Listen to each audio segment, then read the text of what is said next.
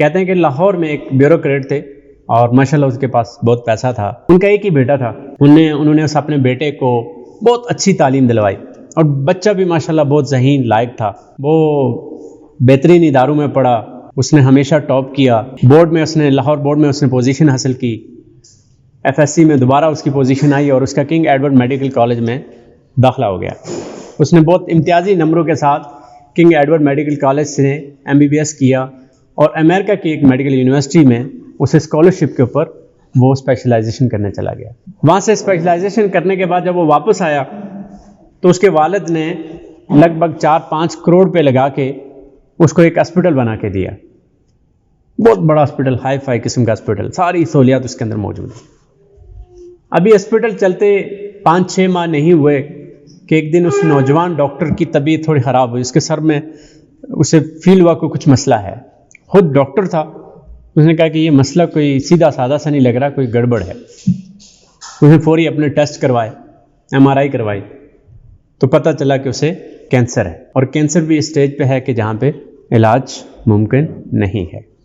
اور آپ کو پتہ ہے کہ یہ کینسر ایک ایسا مرض ہے جس دن نمودار ہوتا ہے اور اس کے بعد ہر گزرتے دن کے ساتھ انسان کو آدھا کر دیتا ہے. چند ہفتے گزرے, وہ خوبصورت نوجوان گبرو نوجوان ڈاکٹر بالکل سوکھ کے ہڈیوں کا ڈھانچہ ہو گیا. قریب تھا اس کی موت ہو جائے. ایک دن وہ اپنے والد سے کہتا ہے, ابا جان میری ساری ڈگریاں, میرے سارے میڈل, میری ساری شیلڈیں لائی جائیں اور مجھے دکھائی جائیں. والد صاحب خوش ہوتے ہیں کہ چلیں میرا بیٹا اس وقت ایک ایسی کیفیت میں ہے جسے دکھ درد اور غم ہی غم ہے, تو کچھ وقت کے لیے وہ اپنے سارے ان میڈلز کو, اپنی ساری شیلڈوں کو, سرٹیفکیٹس کو دیکھے گا تو تھوڑا دل بہل جائے گا. تو اس نے اپنے نوکروں کو حکم دیا کہ فوری خوبصورت ٹیبل سجاؤ اور اس پہ تمام میڈل شیلڈیں اس کے سامنے رکھ دو. انہوں نے فوری کر دی, لیکن اس نوجوان نے ایک آنکھ بھر کے اس کو نہیں دیکھا. اس نے کہا, والد صاحب ایک ٹوکرا لائیے, ان سب کو اس کے اندر ڈالیے اور ان پہ تیل چھڑک کے ان کو آگ لگا دیجیے. والد صاحب حیران ہوتے ہیں, بیٹا کیا بات کر رہے ہو؟ ان میں سے ایک ایک میڈل, ایک ایک شیلڈ, ایک ایک سرٹیفکیٹ ایسا ہے کہ جس کے لیے لوگ ساری زندگی ترستے رہتے ہیں, اور تمہیں تو اللہ نے اتنا کچھ دیا ہے. انہوں نے کہا, والد صاحب جس اللہ نے اتنا کچھ دیا ہے, کاش میں آج اس اللہ کے پاس جانے سے پہلے اس اطمینان کے ساتھ جا سکتا کہ میں نے اس کے لیے بھی کچھ کیا ہے. اللہ جب قیامت کے دن قبر کے اندر مجھ سے پوچھے گا کہ تو نے کیا کیا ہے, تو میں اسے کیا دکھاؤں گا کہ میں نے تیرے لیے کیا کیا.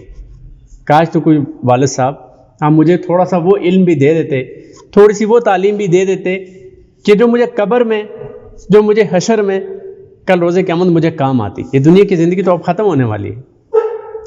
وہ جس نے قوموں کو عروج بخشا, وہ وزڈم, وہ علم کے موتی جنہوں نے اس کو تھاما اور دنیا کے اندر کامیابیاں حاصل کی, آج ہم نے اس کو غلافوں میں لپیٹ کے تاکوں میں سجا دیا. کہ ہمارا اس کتاب کے ساتھ کیا تعلق ہے, اور کیا یہ کتاب کل ہماری سفارش کر پائے گی؟